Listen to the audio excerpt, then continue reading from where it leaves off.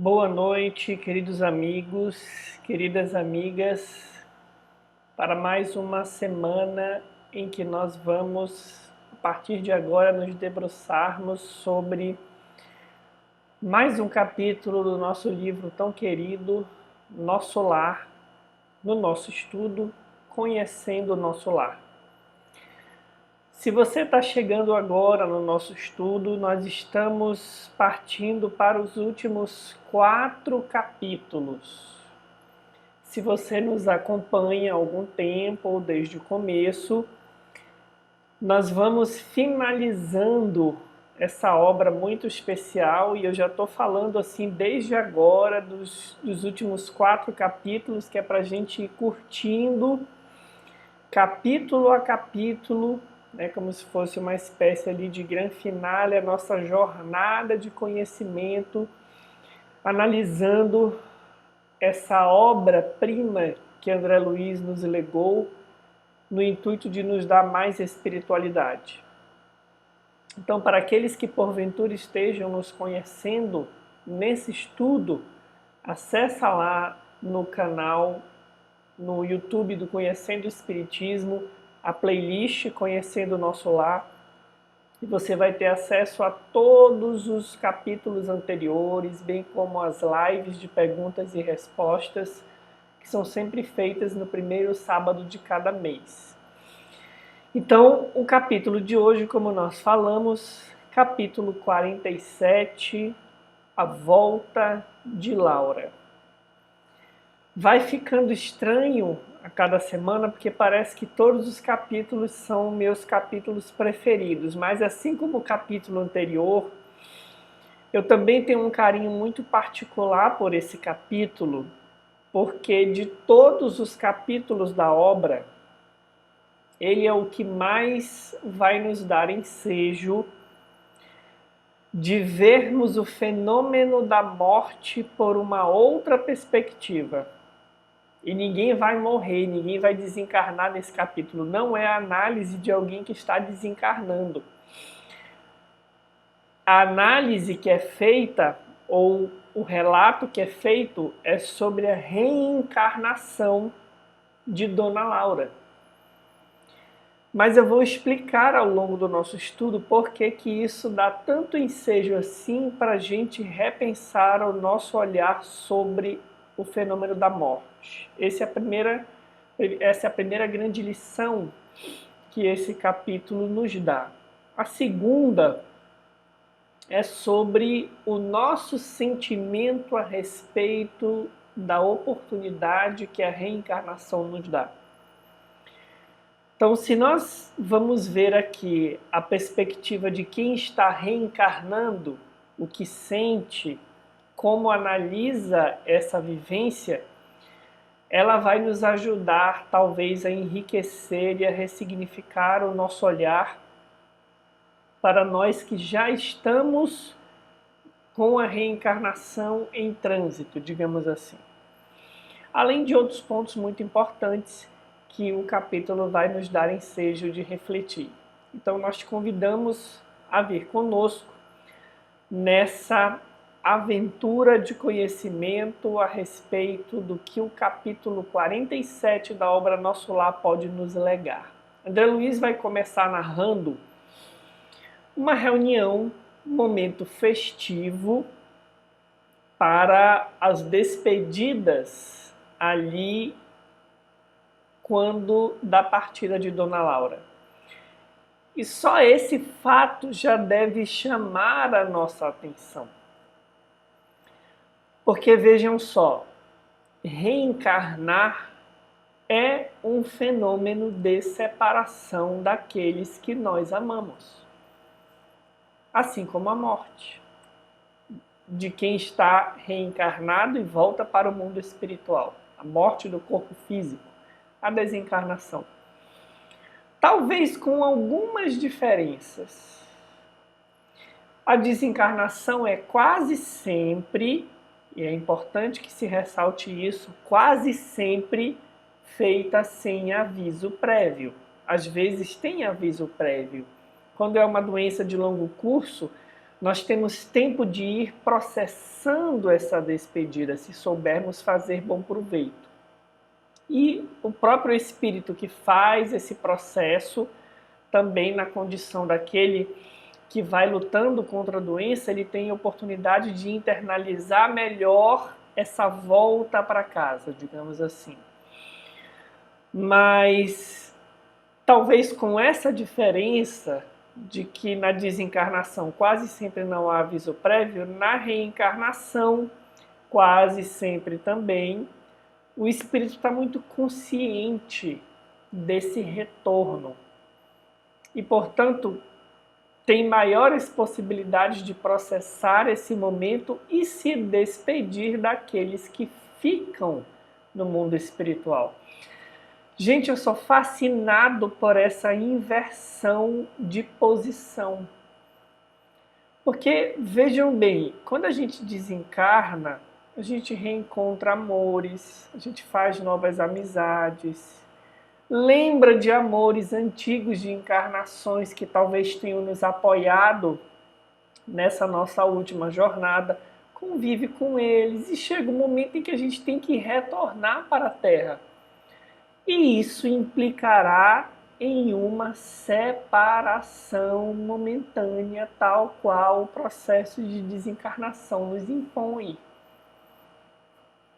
O que deve nos levar a refletir que a desencarnação e a reencarnação, elas igualmente nos convidam a pensar sobre a importância da valorização das relações. Quando estamos aqui ou quando estamos lá? Quando estamos aqui e voltamos para lá ou quando estamos lá e retornamos para cá? A impermanência do contato, da presença, ela é inevitável. Pode durar 5, 10, 15, 90 anos. Essa separação, ela é uma dinâmica da vida. Então, talvez a gente precise se apropriar dela um pouquinho melhor, para a gente passar por isso com mais qualidade, digamos assim. Então, André Luiz diz que não era possível traduzir em letras comuns a significação espiritual da festa íntima de despedida ali da Dona Laura. Povoava-se a encantadora residência de melodias e luzes. As flores pareciam mais belas. Numerosas famílias foram saudar a companheira prestes a regressar. Os visitantes, na maioria, cumprimentavam-na, carinhosos, ausentando-se sem maiores delongas. No entanto, os amigos mais íntimos lá permaneciam até alta noite. Tive assim a ocasião de ouvir observações curiosas e sábias, que André Luiz carinhosamente transformou em um capítulo para o nosso aprendizado. Ele ouviu a conversa de Dona Laura com um amigo que foi lhe dar ânimo e pensou: isso pode ser útil para os encarnados. E cá estamos nós, aprendendo com esse momento vivenciado por André Luiz. A senhora Laura me pareceu mais circunspecta, mais grave. Notava-se-lhe o esforço para acompanhar a corrente de otimismo geral. Repleta a sala de estar, a genitora de Lísias explicava ao representante do departamento: creio não demorar mais que 2 dias. Terminaram as aplicações do serviço de preparação, do esclarecimento. E com um olhar, olha só, gente, algo triste, concluía: como vê, estou pronta.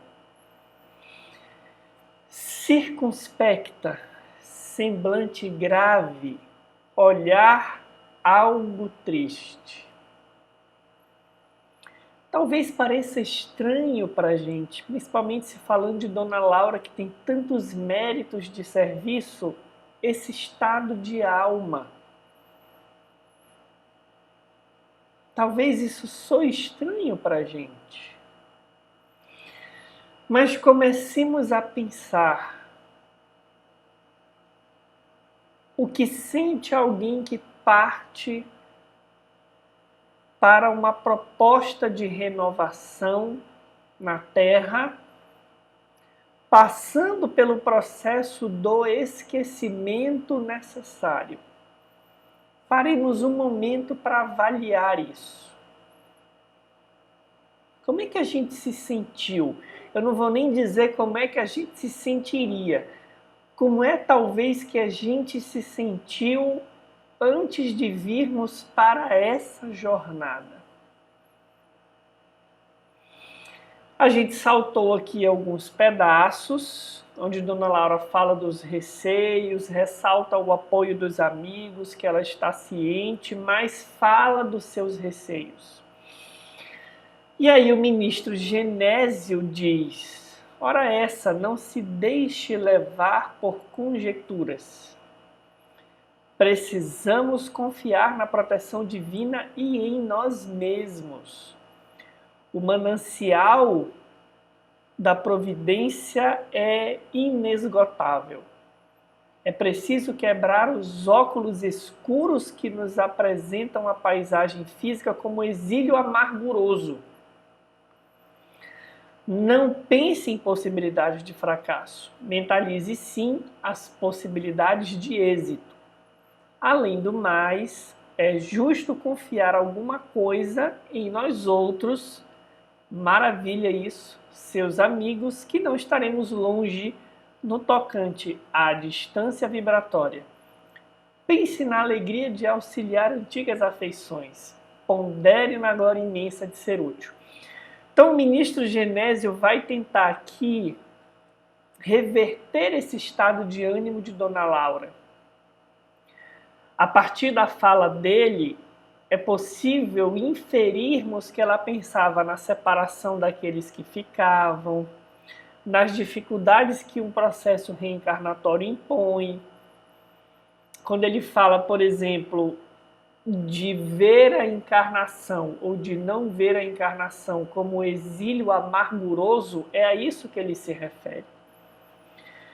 Convidando Dona Laura a não mentalizar o que pode dar errado, mas o que pode dar certo. A lembrar das possibilidades de auxílio que ela tem a partir de tudo que ela fez em nosso lar, das amizades que ela construiu, na alegria de auxiliar aqueles que ela ama pelo processo reencarnatório e na glória imensa de ser útil. Então, é a esse diálogo que André Luiz se refere quando ele diz que teve a ocasião de ouvir observações curiosas e sábias.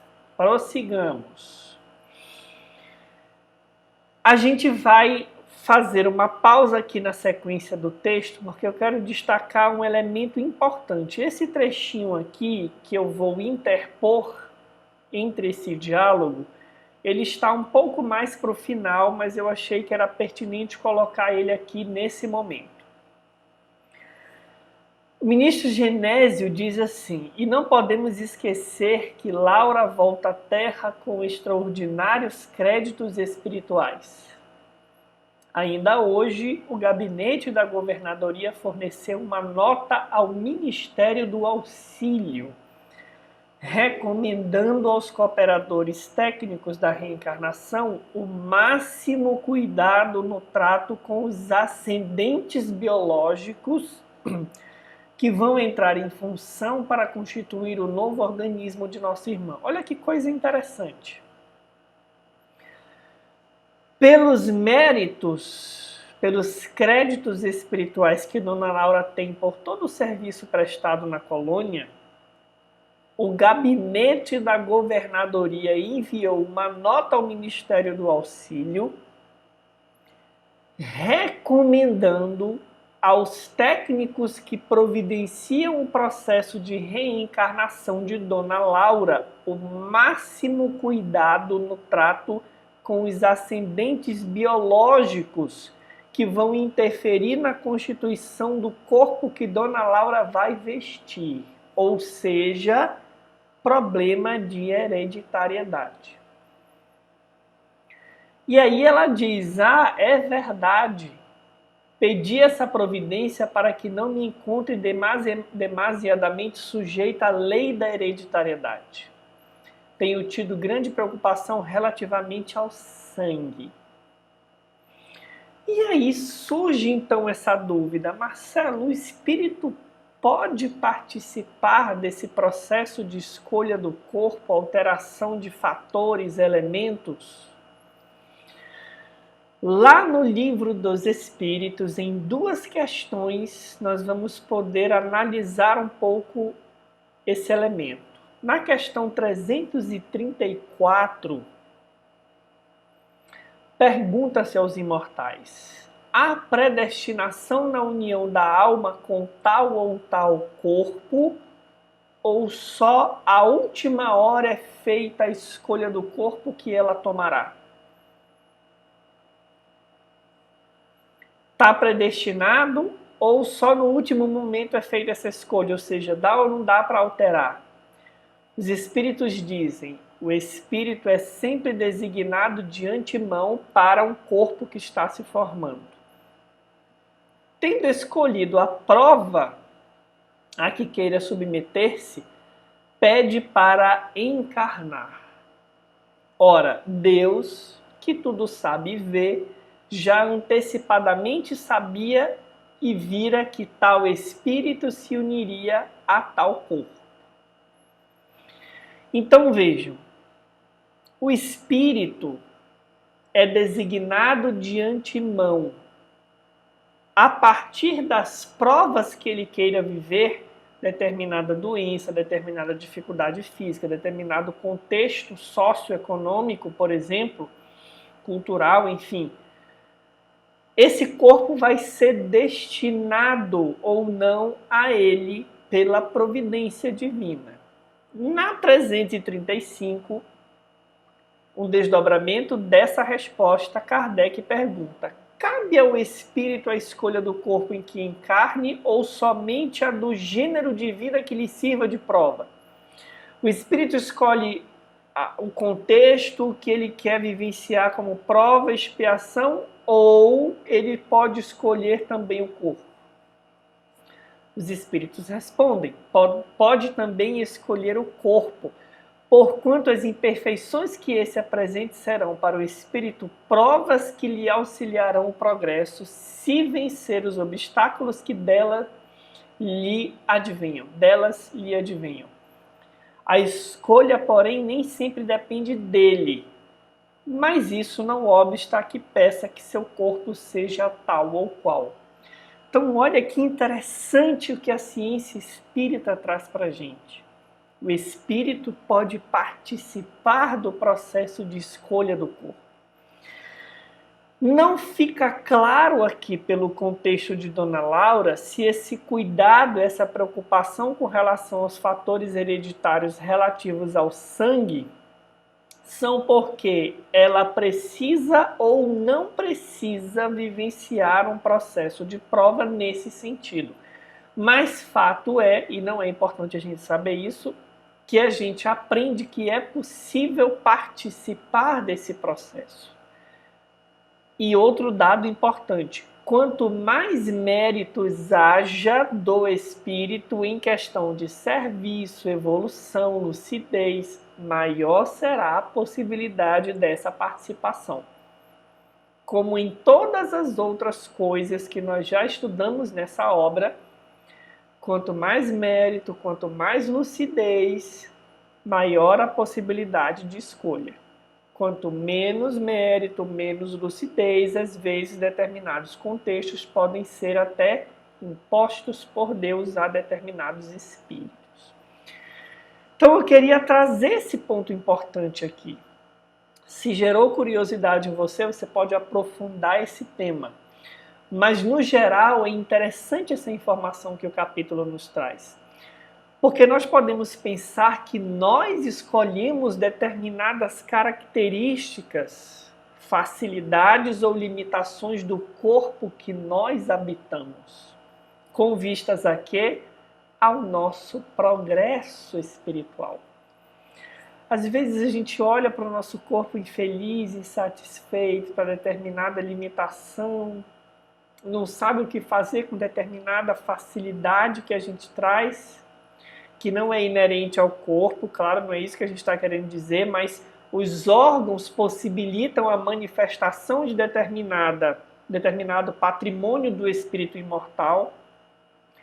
Mas é bom que a gente pense nisso, porque a gente pode ter participado desse processo. Chega aqui, a gente fica assim um tanto atrapalhado, sem saber o que fazer.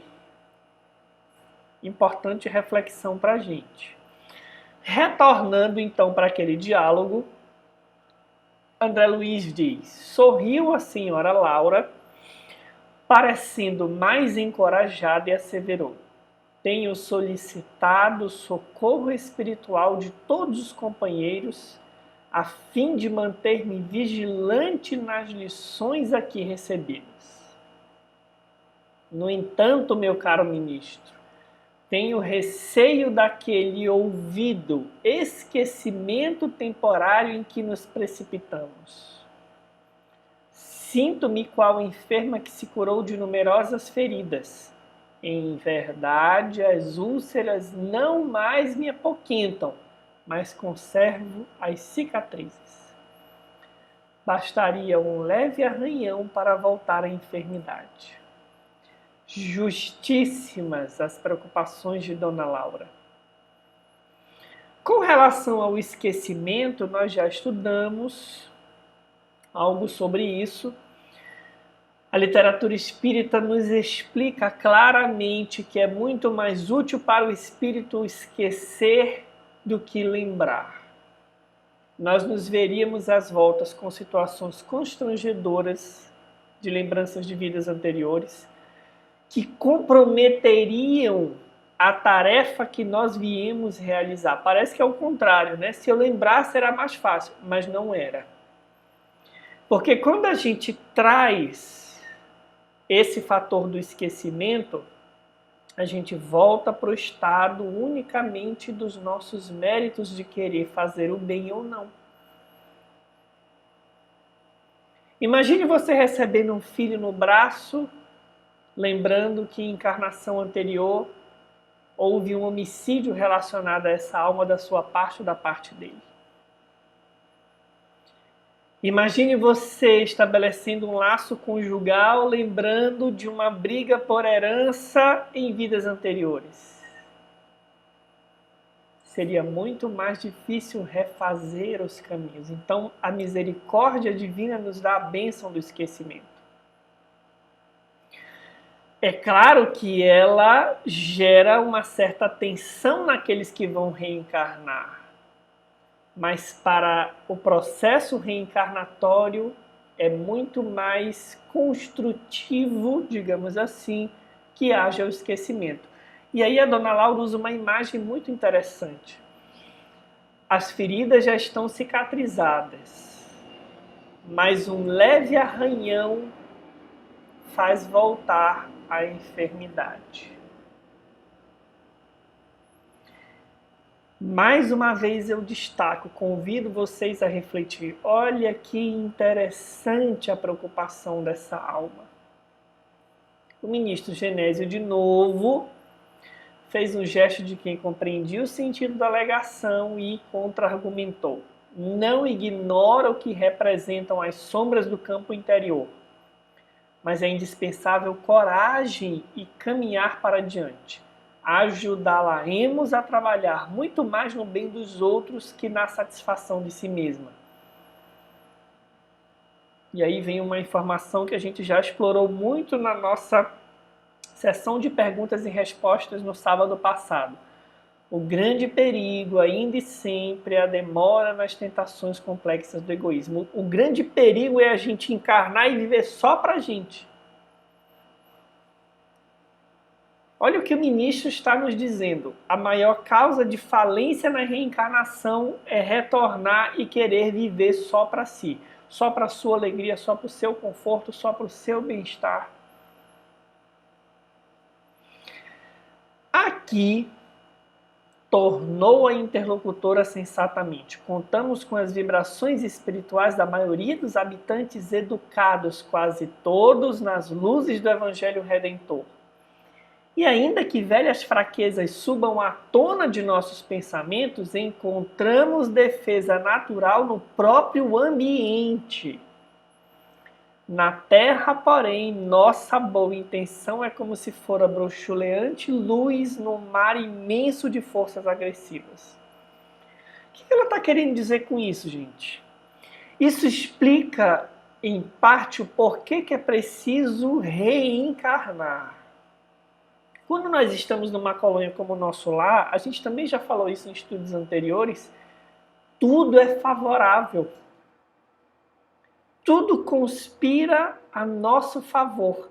Mesmo quando as nossas más inclinações vêm à tona, o ambiente nos convida à reeducação.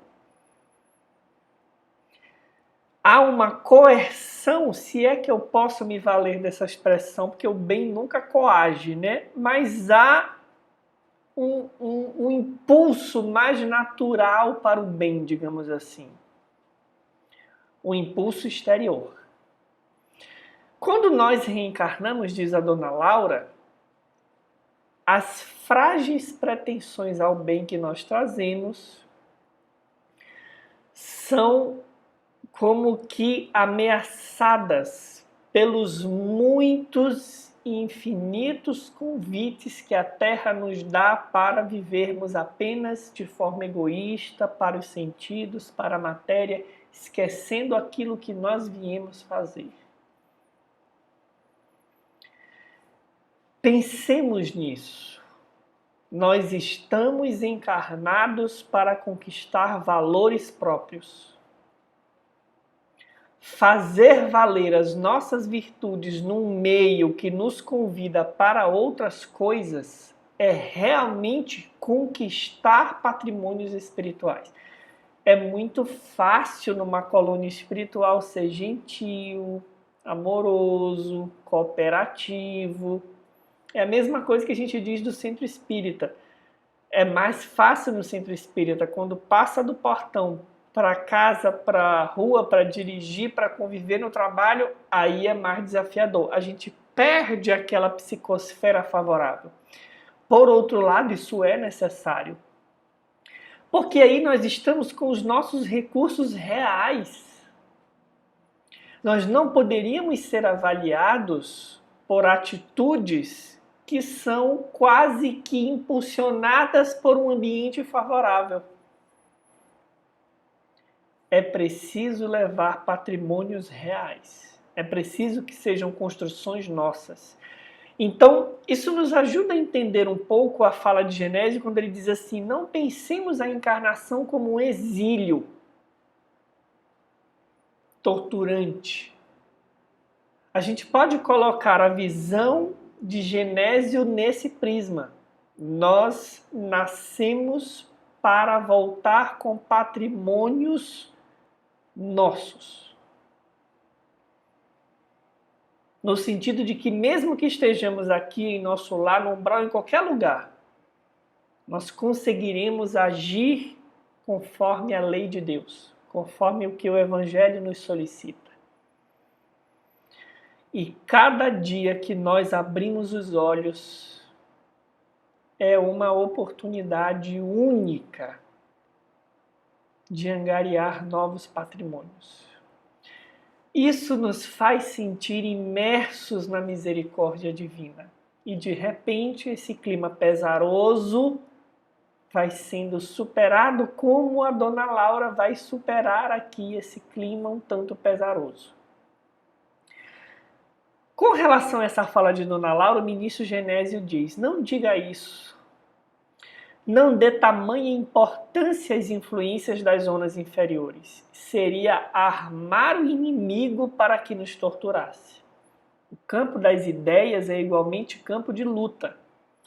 Toda luz que acendermos de fato na terra, lá ficará para sempre, porque a ventania das paixões humanas jamais apagará uma só das luzes de Deus. A senhora pareceu agora ver tudo mais claro, em face dos conceitos ouvidos, mudou radicalmente a atitude mental e falou, cobrando um novo alento. Estou convencida agora de que sua visita é providencial. Precisava levantar energias. Então, sobre esse aspecto, sobre esse sentimento de quem vai reencarnar, eu trouxe também algumas questões do Livro dos Espíritos. Mas eu queria que a gente não se apropriasse delas e dessa informação aqui de Dona Laura como um simples elemento de conhecimento, agregando informação no campo do intelecto. Eu gostaria que a cada linha que a gente fosse lendo, a gente questionasse o nosso sentimento com relação a essa encarnação. O que a gente sentiu antes de vir? O que nós sentimos hoje? Talvez entender isso mude radicalmente como nós temos vivido até aqui. Milagres não existem, mas talvez a gente desperte para algo que nos ajude a caminhar com mais leveza, de forma menos pesarosa, acertando mais. Então vamos lá. Na questão 339, pergunta-se: no momento de encarnar, o espírito sofre perturbação semelhante a que experimenta ao desencarnar? Gente, que pergunta maravilhosa! Ou seja, a perturbação é maior quando encarna ou quando desencarna? Para gente que morre de medo de desencarnar, e muito espírita tem medo. E diz assim, não é do que vai vir depois, é do processo da desencarnação. Então o espírito sofre perturbação semelhante a que experimenta ao desencarnar. Olha o que os espíritos respondem, muito maior. E sobretudo mais longa. Pela morte, o espírito sai da escravidão. Pelo nascimento, entra para ela.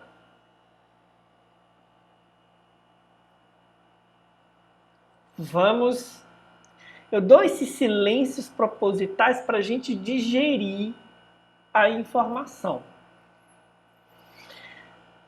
Muitos de nós sofremos muito mais antes de vir do que ao voltarmos. Quando a gente vislumbrava as limitações que nós teríamos, o que a gente teria que realizar, essa angústia foi maior e mais longa, porque o processo de encarnação demora para se concretizar. São muitas informações nas perguntas anteriores e seguintes a essas que a gente trouxe. Eu convido você a ler. Mas quando Kardec vai, e junto com os espíritos, claro, nos falar sobre esse mergulho do espírito no corpo, dura um tempo. Não é assim, fechou os olhos, nasceu. Esse estado de perturbação dura pelo menos os 9 meses da gravidez. Isso varia, claro, com a necessidade do espírito, o grau evolutivo, mas pelo menos os 9 meses dura. 340. É solene para o espírito o instante de sua encarnação? Pratica ele esse ato considerando-o sério e importante? Eu amei essa pergunta porque tem tudo a ver com o capítulo de Dona Laura, né? Procede como viajante que embarca para uma travessia perigosa e que não sabe se encontrará ou não a morte nas ondas que se decide a afrontar. Gente, olha a imagem dos espíritos. É como se eu estivesse indo para uma viagem e eu não sei se eu vou conseguir sobreviver às tempestades que essa viagem vai me proporcionar e que eu escolhi vivenciar. Decidi fazer uma viagem num veleiro. Escolhi a rota mais difícil porque eu quero me tornar um marinheiro melhor. O fato de eu ter decidido me expor a essa dificuldade não inibe o fato de que eu não sei com certeza se eu vou naufragar ou não. Mas eu preciso ir, eu preciso me colocar nessas circunstâncias. Então é um momento solene. Imaginemos quando nós estávamos nos despedindo daqueles que nós amamos no mundo espiritual. O que nós sentimos? Vamos tentar recuperar o profundo desejo que nós tínhamos de acertar. Tente recuperar esse sentimento. E de posse dele, olha para as coisas na tua vida hoje que te desafiam a amorosidade, a paciência, a fé. E faz esse plug. Porque é como se a gente fosse tomar um choque de energia, de ânimo. Nós estamos no meio da viagem. E nós passamos por essa solenidade. Aqueles que nos amavam, que nos amam, disseram: vai com Deus, nós vamos te ajudar, nós vamos te apoiar. E talvez a gente esteja recebendo esses apoios e a gente não perceba. A gente está cego e surdo. Mas foi um momento solene.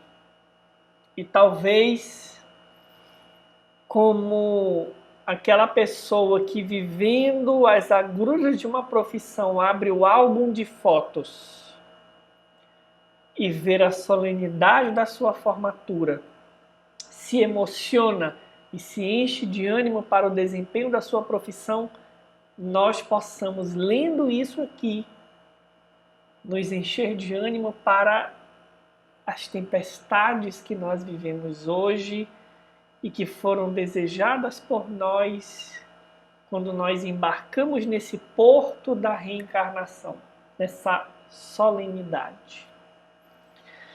Kardec completa a resposta dos espíritos, comenta, dizendo assim: o viajante que embarca sabe a que perigo se lança, mas não sabe se naufragará. O mesmo se dá com o espírito. Conhece o gênero das provas a que se submete, mas não sabe se sucumbirá. Assim como para o espírito a morte do corpo é uma espécie de renascimento, olha essa imagem, olha essa comparação que Kardec nos traz.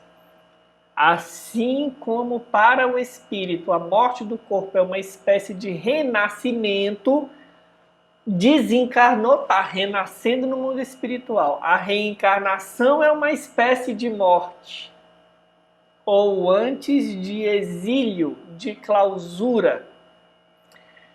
Ele deixa o mundo dos espíritos pelo mundo corporal, como o homem deixa este mundo por aquele.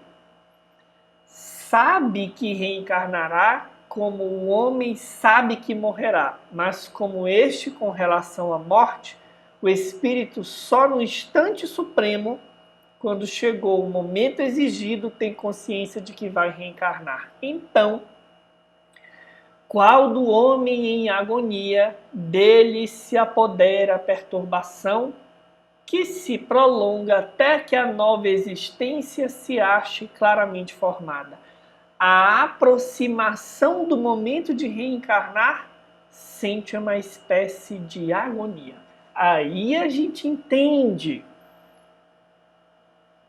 a descrição que André Luiz fez de Dona Laura. É natural, gente. Só os espíritos puros não podem mais falhar. Nos diz o Espiritismo, os Espíritos Kardec. Para todos os outros, a falha é uma possibilidade. Então é natural que a gente fique, no mínimo, ansioso. No mínimo.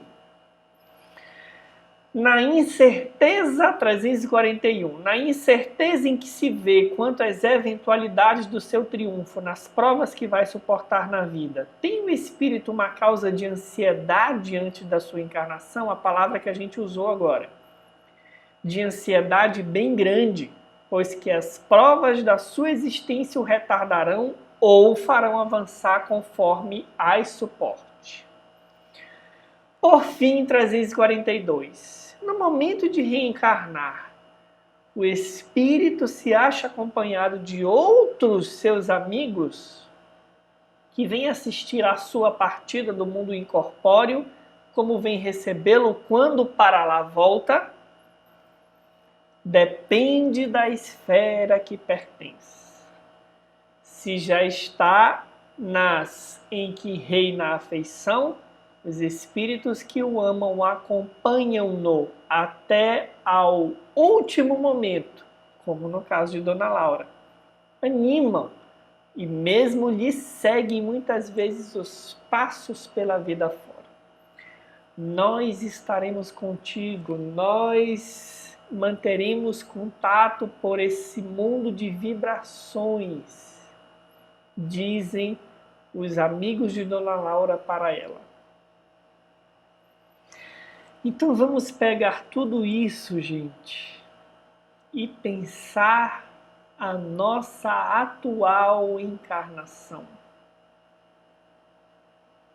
Vamos olhar para as nossas dificuldades, para as agruras da nossa vida e vamos lembrar: eu estou no exato momento da aferição dos meus valores.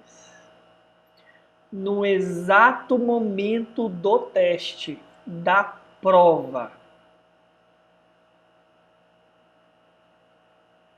Nós sentimos medo, angústia, ansiedade de não conseguirmos, mas já estamos aqui.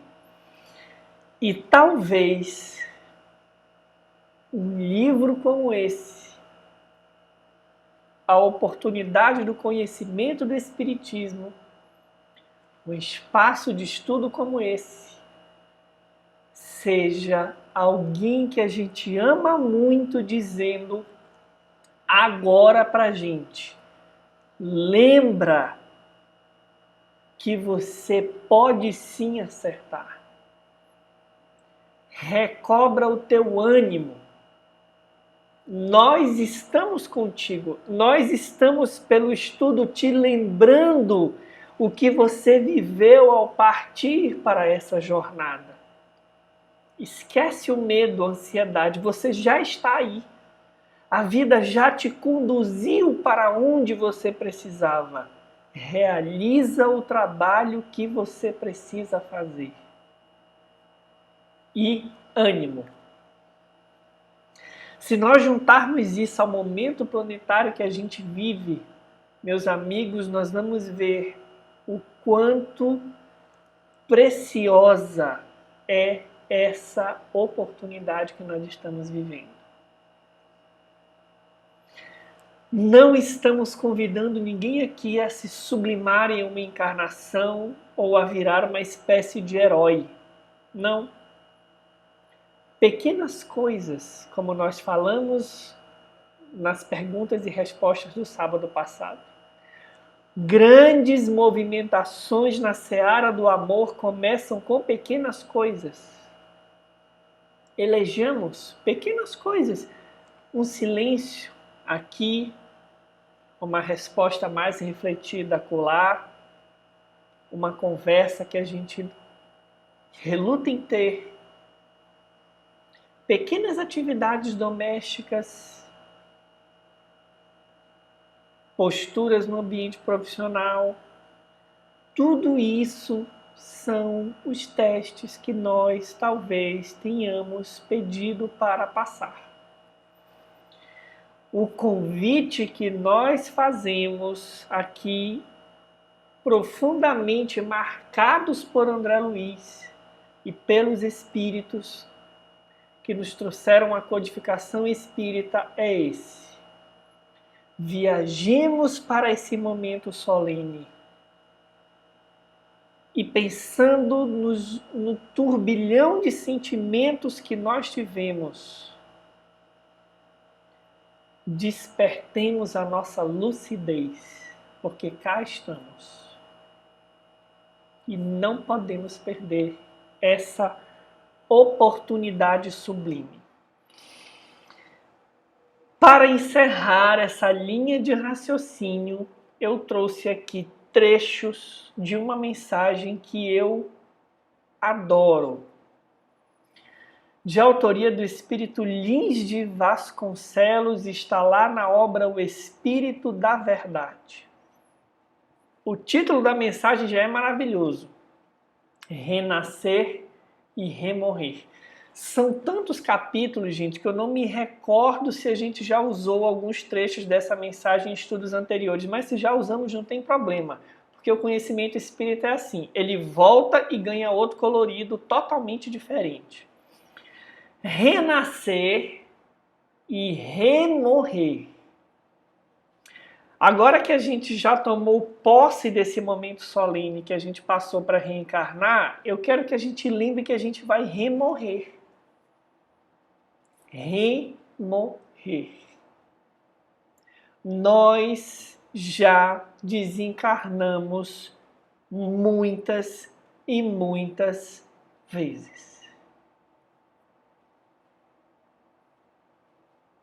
Muitas vezes. O que nós sentimos, o que nós trazemos, para muitos de nós, a consciência alerta, nos convidando a fazer diferente, é um resultado da dor do arrependimento que nós vivemos em 2 últimas encarnações, em 3 últimas reencarnações, ou em uma última encarnação. Nós vamos morrer novamente, nós vamos remorrer. Lins de Vasconcelos diz assim: usufruímos na espiritualidade o continente sem limites de onde viemos no universo físico, o mar sem praias em que navegamos de quando em quando, e na vida eterna, o abismo sem fundo em que desfrutamos as magnificências divinas. Nós temos esse ciclo. Dona Laura está na espiritualidade, no continente sem limites. Nós estamos no universo físico, no mar sem praias em que navegamos de quando em quando. Sem praias porque aqui não tem descanso. É navegação o tempo todo. E na vida eterna, na totalidade de tudo isso, o abismo sem fundo em que desfrutamos as magnificências divinas. Se as lutas do burilamento moral não têm unidade de medida, tem dias que parece que o peso é infinito. A ação do amor é infinita na solução de todos os problemas e na medicação de todas as dores. Tolera com paciência as inevitáveis, mais breves provas de agora, para que te rejubiles depois. Aí alguém diz assim: Marcelo, não são breves não, lá se vão 10 anos, lá se vão 30 anos. O convite que eu faço às vezes para mim, quando eu tenho que passar por determinadas vivências, e faço para você é: pega o elevador da imortalidade e pensa, se você teve, nos últimos 1000 anos, 10 encarnações de 100 anos, fazendo uma média, o que são 30 anos? O que são 5 anos? O que são 2 anos de uma pandemia que a gente precisou ficar recluso, gente? E muitos de nós desesperamos. Então, pega esse elevador e ressignifica o tempo. As provas são inevitáveis, mas são breves. Diante do júbilo que a gente vai sentir quando voltarmos para uma outra solenidade agora de retorno. Nos compromissos espirituais, todos encontramos solvibilidade através do esforço próprio. Não tem nada que não possa ser resolvido, desde que a gente queira. Enquanto a postura do espírito é de rejeição, pode ser insolúvel. Mas a partir do momento que eu assimilo a necessidade do aprendizado moral e do esforço próprio, qualquer coisa pode ser resolvida. Talvez não do jeito que a gente queira impor, mas pode ser resolvida. Aproveitemos a bênção da dor na amortização dos débitos seculares que nos ferreteiam as almas, perseverando resignadamente no posto de sentinelas do bem, até que o Senhor mande render-nos com a transformação pela morte. Perseverando resignadamente no posto de sentinelas do bem. O que é ser sentinela do bem? É escolher o bem em cada vivência, grande ou pequena.